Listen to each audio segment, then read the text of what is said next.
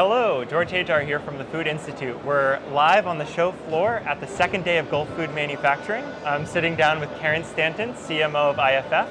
And yeah, we were learning about a lot of the latest innovations that were happening. So yeah, Karen, do you mind explaining a little bit about what IFF is? Yeah, sure. Look, we're so excited to be at Gulf Food this year.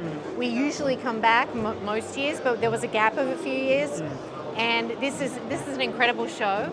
But what we're showcasing here and IFF is known for is our ingredients and flavors.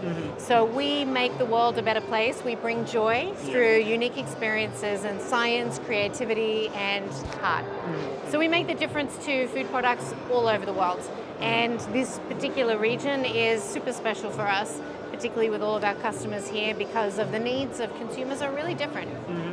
Can you explain some of those differences? Yeah, sure. So there's two big differences here between, it's almost like a dichotomy here. So consumers are looking for health and wellness, but they're also looking for experiences and indulgence. And so it seems like these things are polar opposite, but people are actually looking for both. Yeah, definitely. I've been noticing that a lot too, especially with younger generations. There's that want for the experiential, unique experiences, but also wanting to double down on things that are better for you. They want their products to do more. Where it used to be just a soda at one point, now it's a functional beverage that also includes prebiotics and probiotics, things like that. And you would also mention that sort of like that idea of neo-hedonism, that want to indulge in different flavors, experiences. And I know that there's something kind of special that's happening, incorporating global flavors, things like that.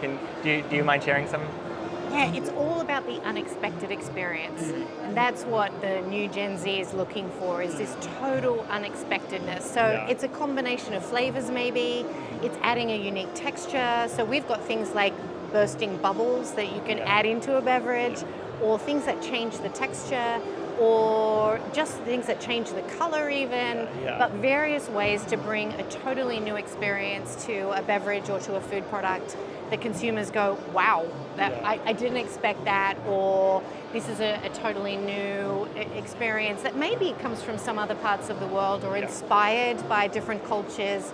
And this place is a great melting pot for that. Mintel released a report recently that was talking about quote-unquote rule rebellion with younger generations that want to have some wacky combinations, things like there was a French fry popsicle that recently came out, things like that. So it's like where older generations may cringe or sort of shy away from these changes, younger generations are rejoicing in it. So it's great to see that that's happening. Totally. Those kinds of experiences are what is really driving this drive for consumers to be thinking about totally different. Yeah, it's also like these types of flavors, these types of innovations now have to hit on multiple tastes, where something was purely sweet before, purely spicy, now it has to be sweet, spicy, umami as well. Sort of has to run the gamut. Absolutely.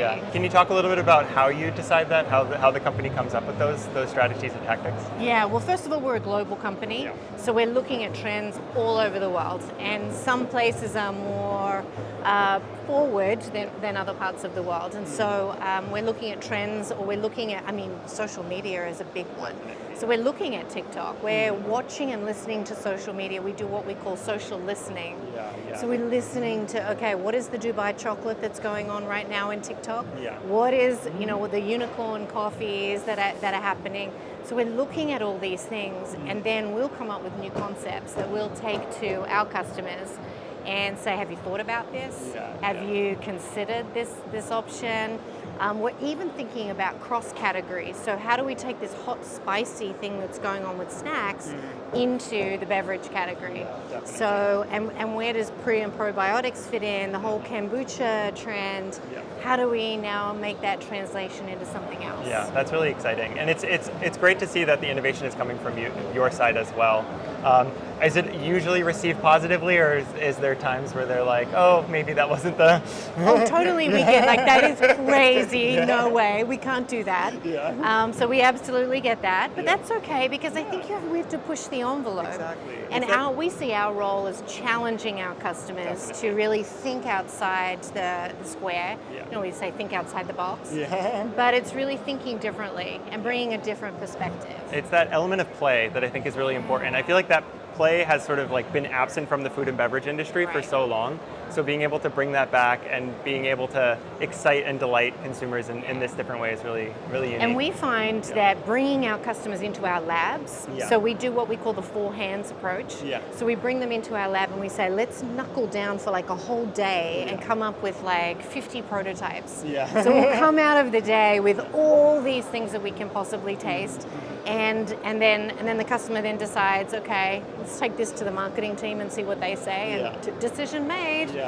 So we can fast track that whole innovation process too. Thank you so much. Of course, it's been an absolute pleasure. Thank you.